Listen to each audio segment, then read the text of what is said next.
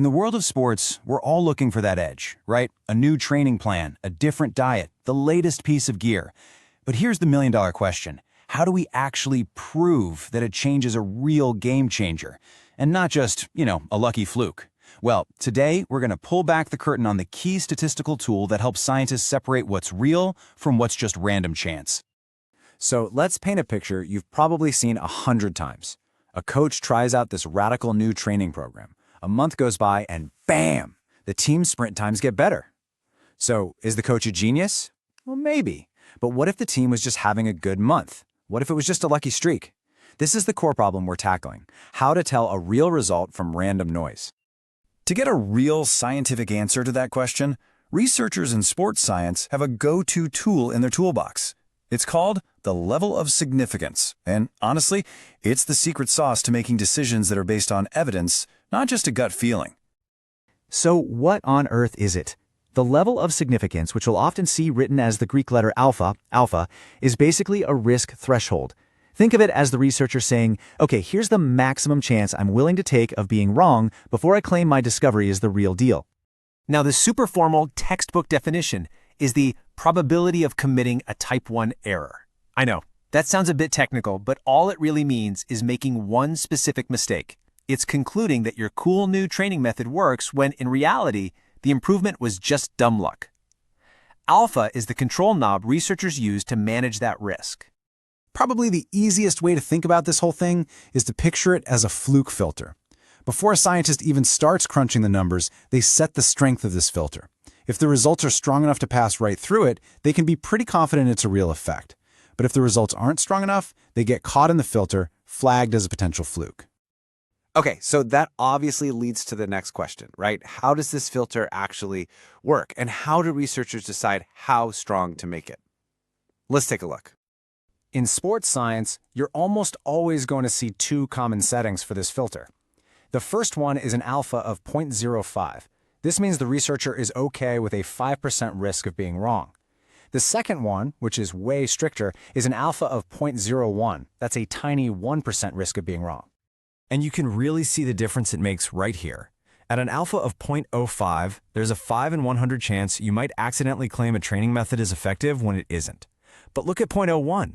That risk plummets to just 1 chance in 100. You need way stronger proof to make a claim at that level.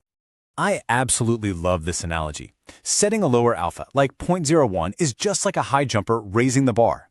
It's not enough to just be pretty good. You have to be outstanding to clear it. For research, this means your data has to show a much bigger, much clearer effect to be called significant at that higher standard. So where does this fit into the whole scientific process? Well, in the classic 5 steps of testing a hypothesis, picking the alpha level is step 2. And notice, it's done before you even touch the data. This is so important. It stops scientists from, moving the goalposts halfway through the game just to get the result they were hoping for. Okay, that's enough theory. I think the best way to really get this is to see how it works out in the real world with some actual sports research. So let's kick off with our first example. A researcher wants to find out if a specific kind of interval training can actually boost an athlete's endurance. For this study, we can think of it as pretty standard research. The scientist sets that fluke filter, the alpha level, to 0.05. They're accepting a 5% chance of making that type 1 error we talked about. So they run the experiment, they analyze the data, and the results show a really clear improvement, one that's strong enough to pass right through that 0.05 filter. So the researcher can reject the null hypothesis. That's the idea that the training did nothing, and they can say with confidence, yep, this interval training works. All right, now for a totally different study. This time, a researcher wants to know if there's a statistically significant difference in flexibility between a group of boys and a group of girls. Now for this one, the researcher decides to be much stricter. They set the alpha level all the way down at 0.01. They've raised that high jump bar way up. They're only willing to take a 1% risk of being wrong. So what happens here? Well, even though they might have seen a small difference in flexibility between the groups, it just wasn't strong enough to clear that super high 0.01 bar. The result gets declared not significant. The researcher has to accept the null hypothesis and conclude that, based on this really tough test, there's no statistically significant difference here. So, you might be wondering, why choose one over the other? It really just comes down to the stakes of the research. An alpha of 0.05 is pretty much the standard for most studies. But when you need to be incredibly certain, like in studies on elite athletes where tiny fractions of a second matter, or in medical research where a wrong answer could be dangerous, that's when scientists use the much tougher 0.01 level. So let's bring this all home. The really crucial point here is that the alpha level isn't just some random number. It is the absolute foundation of what makes this kind of testing objective. It's what turns a personal hunch into a real scientific conclusion.